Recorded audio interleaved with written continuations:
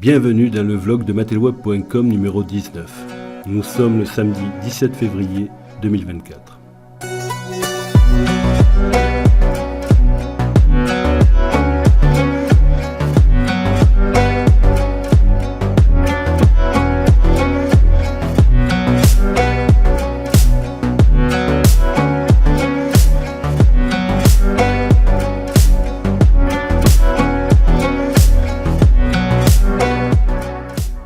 Nous sommes entrés depuis 4 ans maintenant dans une révolution à l'envers.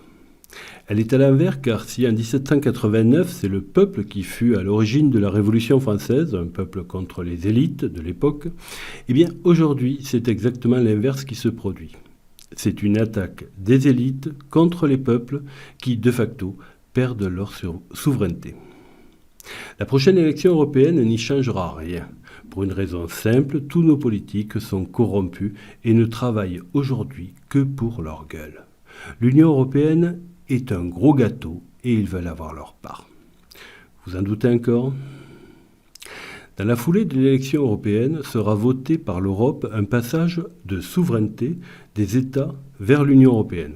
En clair, cela signifie dans la pratique que si demain il devait y avoir un soulèvement, une révolte paysanne par exemple, en France, eh bien l'Union européenne pourrait en toute souveraineté envoyer des militaires allemands ou polonais en France pour mater la rébellion.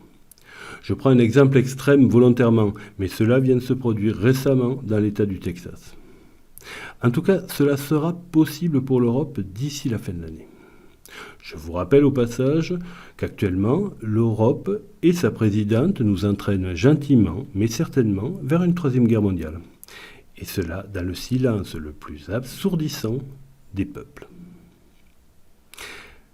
Mais en dehors de la guerre, vers quoi va nous mener cette révolution des élites ? Sur ce point, je n'apprendrai rien à personne. Monnaie numérique, surveillance numérique, crédit social, neutralisation de toute opposition, j'en passe, la liste des promesses de ce futur est assez longue et toute résumée dans le livre de Klaus Schwab, The Great Reset. Mais surtout, le monde de demain, de ce soir, de tout à l'heure, sera gouverné par le dieu IA. Et là, brusquement, j'ai un doute. Je m'explique. La première conséquence de l'introduction de l'IA dans nos sociétés, ce sera l'augmentation du taux de chômage chez les cadres et cadres supérieurs. Et le résultat visible sera une augmentation de la pauvreté. Un autre résultat visible sera un écart encore plus grand entre les plus riches et les plus pauvres. Ce constat posé, croire que les plus riches vont créer un revenu universel pour tout le monde relève de la croyance au Père Noël. Une des premières choses qui vous saute aux yeux quand vous vous intéressez à l'IA, c'est le besoin considérable d'énergie qu'il faut pour faire fonctionner ce truc. Traduction. L'avenir d'un monde avec l'intelligence artificielle est incompatible avec une population de 8 milliards d'habitants, et encore moins avec 10 milliards. Avec cynisme, je dirais qu'effectivement, une troisième guerre mondiale permettrait de baisser la pression démographique. Mais j'ai assez joué mon oiseau de mauvais augure. J'ai pris l'habitude de finir mes vidéos par une note d'espoir. Où est l'espoir ici ? La crise des Gilets jaunes a été un déclencheur pour les élites occidentales. Certains attendent une révolution, mais cette révolution a déjà commencé et elle se fait sans les peuples cette fois. Depuis 4 ans maintenant, nous vivons au rythme de cette révolution, à un tempo que nous ne maîtrisons pas. Le meilleur reste à venir, n'en doutez pas. Visiblement, l'élite révolutionnaire agit comme tous les révolutionnaires. Son but est de tout détruire pour tout reconstruire et acquérir ou garder le pouvoir.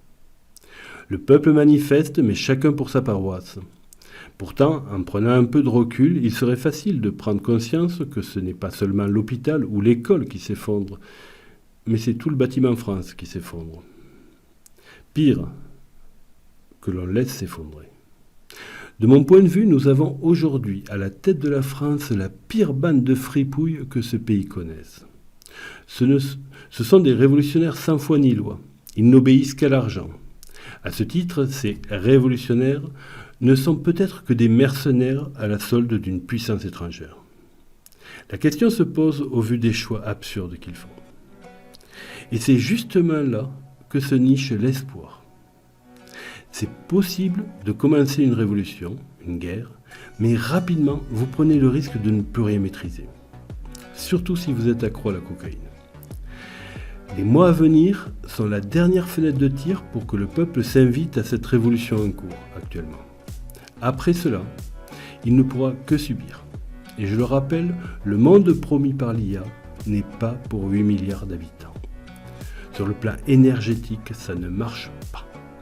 Je rajouterai pour finir que cette troisième guerre mondiale est aussi là, pour masquer un terrible crime contre l'humanité et une catastrophe sanitaire en cours. N'hésitez pas à venir consulter les articles sur matelweb.com et sur X, les articles que je vous partage, sont des vidéos entre autres assez intéressantes, qui vous aident à comprendre le monde et qui sortent un petit peu du discours officiel qui paraît des fois un petit peu absurde. Voilà, je vous remercie pour votre écoute et je vous dis à la semaine prochaine.